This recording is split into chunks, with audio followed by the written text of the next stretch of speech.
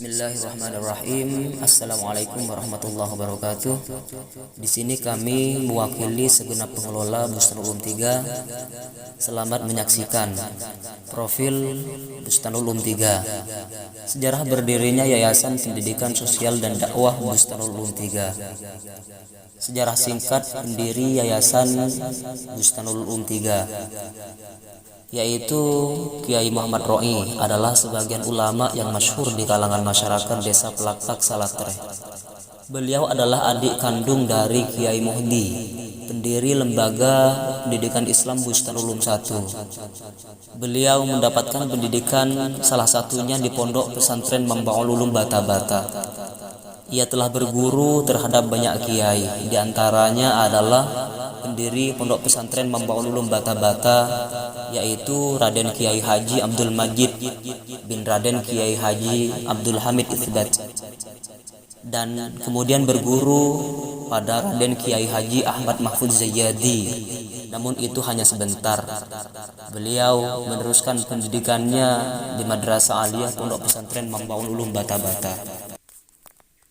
Berdirinya Yayasan Pendidikan Sosial dan Dakwah Bustanul Ulum 3 diperkirakan tahun 1990-an, ketika minat masyarakat semakin tinggi untuk mempunyai wawasan yang lebih luas. Dengan adanya sebuah yayasan di tengah-tengah mereka adalah suatu hal atau suatu gagasan yang sangat cocok dan perlu dilaksanakan untuk membangun suatu tempat untuk menimba ilmu, tepatnya di Salatreh, Pelaktak, Gantenan, Pamekasan. Melalui inisiatif sang kakak yaitu Kiai Muhdi, ditopang dengan gagasan salah satu tokoh masyarakat sekitar yang bernama Haji Mahfud, Muhammad Pak Maimunah, Abdul Muin Pak Sehid. Kiai Muhdi mempunyai gagasan untuk mendirikan cabang Lembaga Pendidikan Islam yang merupakan cabang dari Bustanul Ulum 1 setelah Bustanul Ulum 2 atau Al-Basti, untuk menggagas lembaga pendidikan Islam yang bernama Bustanul Ulum 3.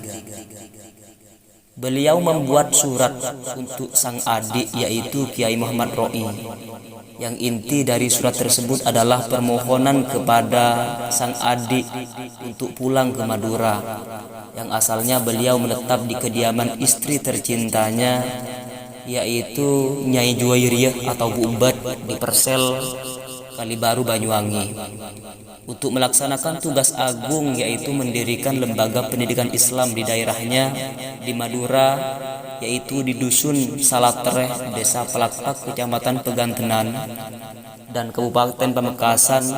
Surat tersebut diperintahkan untuk dihantarkan oleh santrinya sekaligus keponakannya beliau, yaitu Ustadz Husni Sulaiman, yang merupakan anak dari adik perempuannya yang bernama Maisurah, adik kandung dari Kiai Muhammad Ro'i menuju Persel, Kalibaru, Banyuwangi. Dengan adanya surat tersebut yang berisikan permohonan mulia dari sang kakak, beliau merespon positif. Artinya beliau bersedia memenuhi permohonan sang kakak untuk mendirikan lembaga pendidikan Islam yang bernama Bustanul Ulum 3. Berselang beberapa waktu, sang adik yaitu Kiai Muhammad Ro'i pulang dari Persel, Kalibaru, Banyuwangi, dan disambut gembira oleh sang kakak yaitu Kiai Muhdi beserta keluarga besarnya di Madura.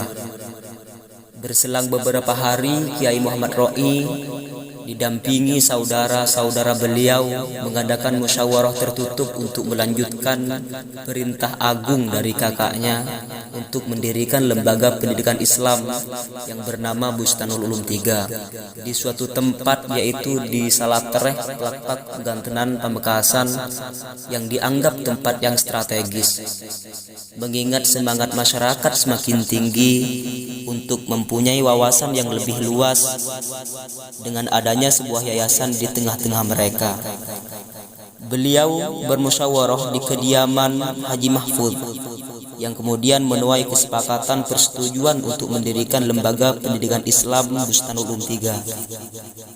Sehingga dengan izin Allah Subhanahu wa taala, ada sebagian tokoh masyarakat yang ingin menghibahkan tanahnya untuk ditempati oleh Kiai Muhammad Ro'i sekeluarga dan didirikannya lembaga pendidikan Islam. Di antaranya adalah yang mempunyai inisiatif pertama beliau Haji Mahfud, almarhum Murai, almarhum Rotia yang bernama Masdi yang diwakili oleh menantunya almarhum Dulmuni, dan juga ada dukungan dari para tokoh masyarakat yang lain yang tidak bisa saya sebutkan satu persatu. Yang mana hal tersebut Kiai Muhdi menyuruh almarhum Ali Makki Pak Mar, suami dari saudara bungsu, maksudnya saudari bungsu Kiai Muhdi, yaitu Nyai Nursia, untuk meneruskan tanah hibah tersebut yang dimiliki oleh almarhum Masdi. Kemudian 2 bulan setelah berlalu, beliau kembali ke Jawa untuk menjemput semua barang-barang beliau untuk dibawa ke Madura, sekaligus untuk menetap di daerah Madura bersama istri tercinta beliau, yaitu Nyai Juwairi atau Bu Ubed. Dengan disambutnya Kiai Muhammad Ro'i beserta keluarga besarnya oleh masyarakat sekitar, alhamdulillah, dengan hanya berbekalkan tekad yang kuat karena sudah dipercaya oleh masyarakat, bismillahirrahmanirrahim, di dalam hati Kiai Muhammad Ro'i pun mulai mendirikan yayasan tersebut, yang pada mulanya untuk menarik siswa atau siswi sekitar. Kiai Muhammad Ro'i mendirikan musola sederhana. Itu pun merupakan hasil dari penjualan bubuk kecil atau kopung bahasa Maduranya miliknya kepada salah satu masyarakat sekitar. Itu pun tidak seberapa untuk membangun musola, yang kemudian dibantu dengan swadaya masyarakat sekitar. Kehadiran yayasan ini pun bagaikan uas yang akan menjadi pusat perhatian masyarakat sekitar. Di sana Kiai Muhammad Ro'i menjadi salah satu pengajar dan tokoh ulama yang disegani. Selain mengajar, beliau aktif mengadakan majelis-majelis ilmu dan pengajian di masjid-masjid atau sekolah-sekolah dan bahkan di kalangan desanya sendiri. Setiap kali majelisnya digelar, anggotanya semakin bertambah banyak. Mereka adalah para penimba ilmu yang berhasrat menimba ilmu atau menerima rohani dan pendalaman ilmu darinya. Bahkan masyarakat pun meminta agar kegiatan itu menjadi rutinitas setiap malamnya. Kiai Muhammad Ro'i adalah pendiri Yayasan Bustanul Ulum 3, merupakan cabang dari Bustanul Ulum 1 setelah Bustanul Ulum 2 atau Al-Basti yang telah dipelopori oleh Kiai Muhdi dan Kiai Qoribuddin, pendiri Bustanul Ulum 1 dan Bustanul Ulum 2. Lembaga ini berdiri menjadi lembaga mandiri sekitar tahun 1993. Bertahun-tahun beliau mengabdikan diri sepenuhnya di Lembaga Pendidikan Islam Bustanul Ulum 3, sehingga lembaga ini lambat laun bisa bertambah maju dan pesat dikarenakan tekad dan kegigihan beliau, pun juga didukung oleh tempat yang strategis. Namun berselang beberapa tahun, lembaga pendidikan Islam ini, yakni Bustanul Ulum 3, mengalami musibah, istilahnya copet, kata orang Madura, sehingga yayasan ini menjadi vakum selama 2 tahun lamanya. 2 tahun telah berlalu dengan bermacam-macam cobaan. Akhirnya beliau berinisiatif untuk membangun lagi marwah Bustanul Ulum 3. Dengan dibantu oleh masyarakat sekitar, pun juga anak perempuan beliau yang bungsu, yaitu Ita Arifah, menikah dengan salah satu santri bata-bata yang bernama Ustadz Muhammad Soleh, yang alhamdulillah mempunyai jiwa selaras dengan pemikiran sang mertua, yaitu membantu mendirikan kembali marwah Bustanul Ulum 3. Niat yang tulus beliau mendapatkan dukungan dari semua pihak, termasuk masyarakat. Tujuan didirikannya lembaga Bustanul Ulum 3 tidak fokus pada masa depan akhirat saja, namun juga bertujuan untuk cita-cita masa depan di dunia yang bisa menjadi generasi yang bisa mewarnai di setiap elemen kehidupan.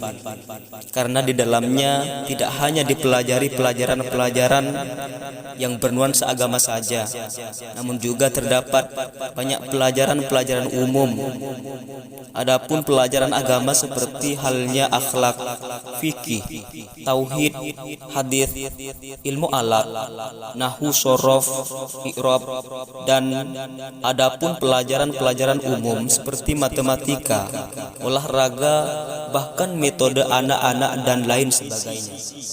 1. Mencetak peserta didik atau santri yang tafaqquh fiddin, berguna bagi agama, bangsa dan negara. Yang kedua adalah mencetak peserta didik atau santri yang mempunyai akhlakul karimah, baik vertikal maupun horizontal. Bermisikan peserta didik atau santri bisa memahami ilmu agama dan umum. Peserta didik atau santri bisa mengamalkan ilmunya dan berdakwah. Peserta didik atau santri bisa lebih takwa kepada Allah Subhanahu wa Ta'ala dan mengikuti sunnah Rasulnya, yang bertujuan mewujudkan peserta didik atau santri yang faham dan mengamalkan ilmu-ilmu agama sehingga bisa memberikan sugesti untuk meningkatkan beribadah kepada Allah Subhanahu wa Ta'ala. Mewujudkan peserta didik atau santri yang mempunyai budi pekerti yang baik serta berperan aktif dalam menegakkan kesejahteraan dan perdamaian lingkungan dengan moto lembaga aktif, kreatif, inovatif, dan taat kepada Allah. Tingkatan ini selalu menargetkan siswinya atau santriwatinya untuk selalu menjadi siswa atau santri aktif, kreatif, inovatif dengan melaksanakan kegiatan-kegiatan yang bernuansa Islami seperti praktek ibadah, lomba-lomba Islami, pun juga tak lupa pula untuk mengembangkan ilmu umum seperti dipelajari bahasa Inggris, matematika, menggambar dan sebagainya. Itulah sekilas sejarah berdirinya Bustanul Ulum 3 sekaligus lika-liku perjalanan pendidikannya beserta kegiatan-kegiatannya di Bustanul Ulum 3. Dan informasi ini saya dapatkan dari beberapa tokoh yang sekaligus pengelola Bustanul Ulum 3. Mohon bagi segenap mustami'in atau pendengar untuk mengkoreksi jika ada yang kurang tepat, dipersilahkan diperbaiki dengan cara musyawarah intensif dengan segenap pengelola. Itu merupakan suatu hal yang sangat penting bagi kita karena akan mendukung terhadap perkembangan lembaga ini. Sekian, terima kasih. Wassalamualaikum warahmatullahi wabarakatuh.